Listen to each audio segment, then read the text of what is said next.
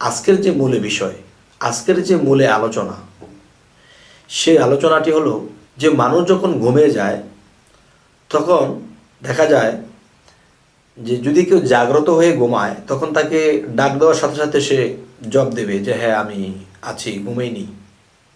আর যদি কোনো মানুষ ঘুমিয়ে যায় তখন দেখা যায় সেই মানুষটি এই পায়ে ধরে ধাক্কাচ্ছে বা ডাক দিচ্ছে, কিছুক্ষণ পরে বলে হ্যাঁ হ্যাঁ কী হয়েছে কী হয়েছে। আচ্ছা, তার মানে যে তার মধ্যে একটি আত্মা বিরাজমান হয়ে গেছে, বায়ুর সাথে সে চলে গেছে কোথাও। আচ্ছা, তাহলে সেই দুটো আত্মাই ধরলাম, পঞ্চ আত্মা বা পাঁচ আত্মার কথা বললাম না। তো দেখা যায় একটা মানব দেহের মধ্যে জীবাত্মা, পরমাত্মা। এখন এই দুটি আত্মার মধ্যে কোন আত্মাটি বিরাজ হয়?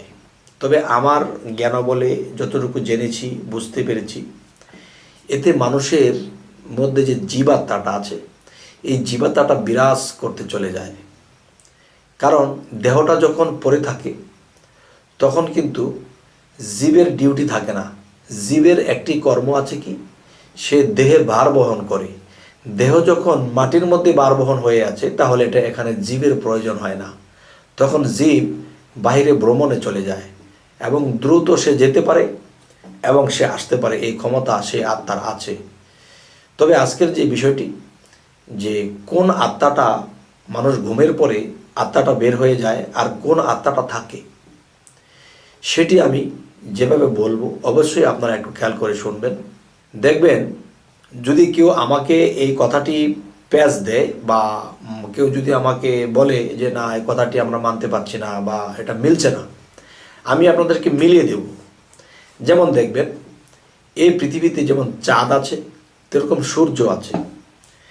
তবে চাঁদের যে একটা আলো আর সূর্যের যে একটা আলো, দুটি আলো কিন্তু এক নয়। সূর্যের আলোতে সারা পৃথিবী সোনালি আলো ভরে যায়, আর রূপালি যে আলোটা সেটা চাঁদের থেকে এসে যায়।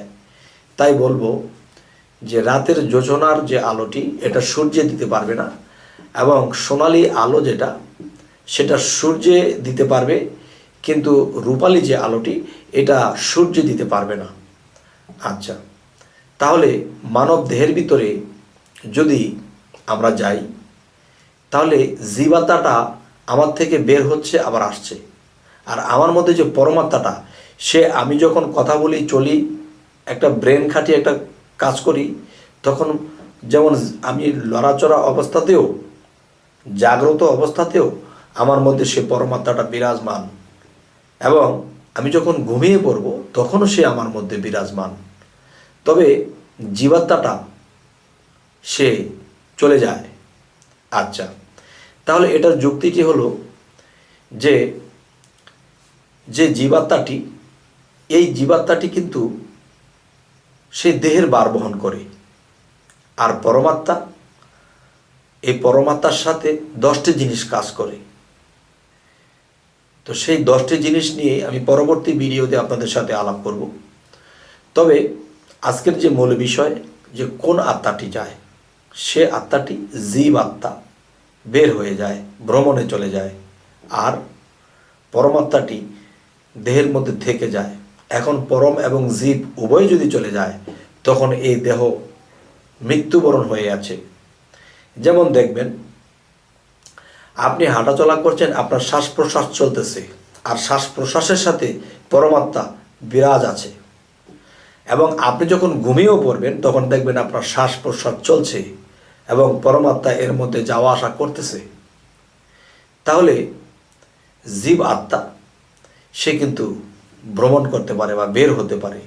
আর এটার প্রমাণ যে একটা ঘুমন্ত মানুষকে গভীর নিদ্রায় যদি কোনো মানুষ যায়, তখন তাকে যখন ধাক্কা দেওয়া হয় বা জোরে ডাক দেওয়া হয় তখন সে উঠে মানে হরদিশা হয়ে যায়, কে কে কে।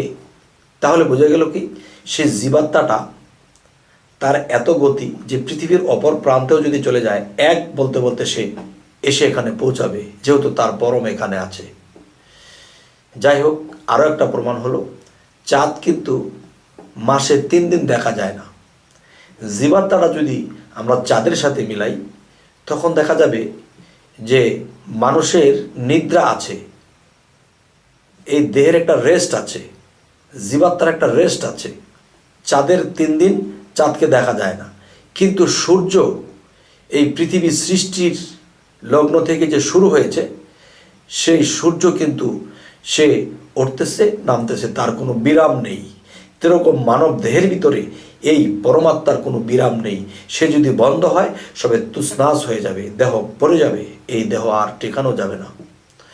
তবে হে জগতবাসী, জানি না আজকের এই আলোচনাটি আপনারা কেমন জ্ঞানে নিলেন এবং আপনাদের কেমন লাগলো, অবশ্যই আমাকে কমেন্টে জানাবেন।